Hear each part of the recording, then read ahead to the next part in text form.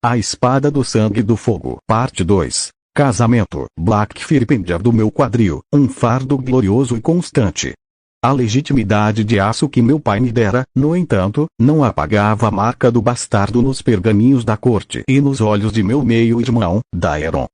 Enquanto meu pai, o rei Aegon, afundava em seu leito de morte, seu corpo inchado de excessos, sua mente ainda tramava. Visitei-o no dia em que ele ditou o seu testamento final. O ar cheirava a incenso doce e carne apodrecendo. Tyrosh, Daemon, ele sussurrou, seus olhos amarelados fixos em mim. O Arconte tem uma frota. Dorne se espreme entre nossas garras, mas escapa. Precisamos de navios. Sua filha, Roane. Você se casará com ela. As palavras caíram como pedras no meu peito. Não por repulsa à desconhecida Roane, mas porque meu coração já tinha dona. Daenerys. Minha meia-irmã. Seus cabelos eram mais prateados que os meus, seus olhos mais azuis que o mar de Dorne. Nos corredores sombrios da Fortaleza Vermelha, entre as sombras dos dragões de pedra, encontrávamos nosso reino proibido. Ela era o meu oposto sereno, a música suave para minha fúria de espadas. Seus lábios sabiam do segredo do meu nome antes mesmo de eu me tornar Blackfyr. Nosso amor era um jardim secreto, regado com sussurros e toques furtivos, florescendo no terreno envenenado da corte Targaryen.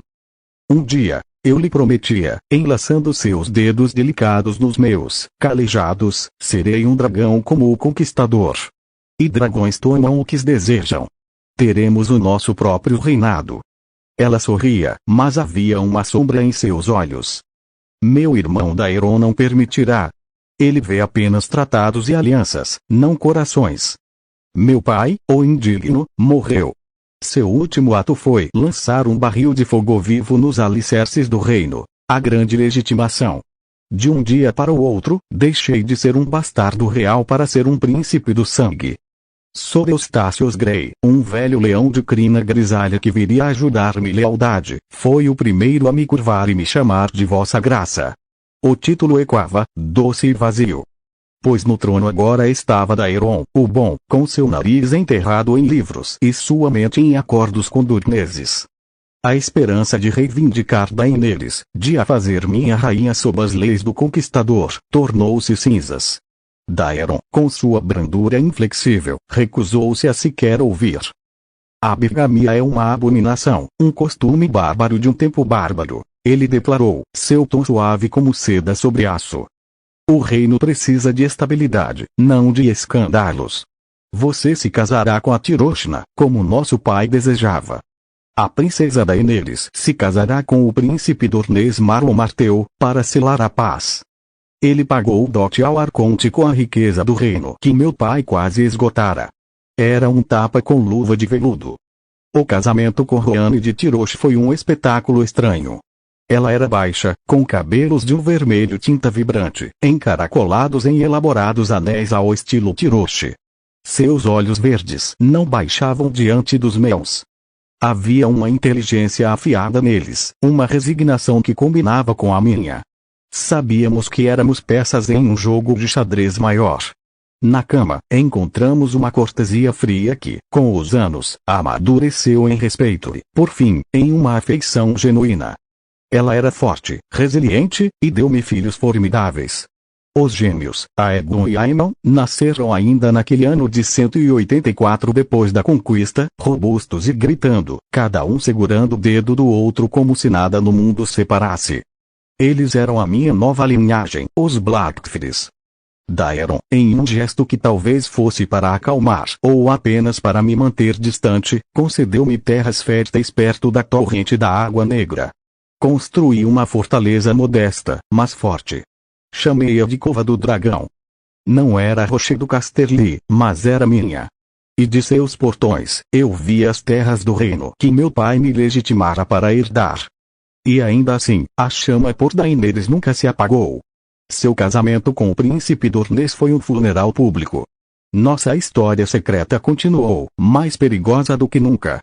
Encontros raros, disfarçados, em torres abandonadas ou durante caçadas reais.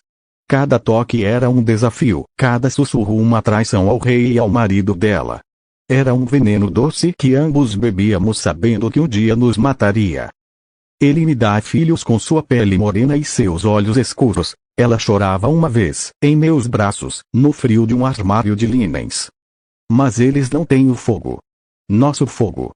Eu a beijava, o gosto de sal e mágoa em seus lábios.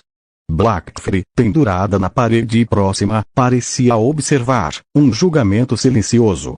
Roane, em nossa cama em Cova do Dragão, às vezes me via distante. Você voa com dragões em seus sonhos, meu senhor?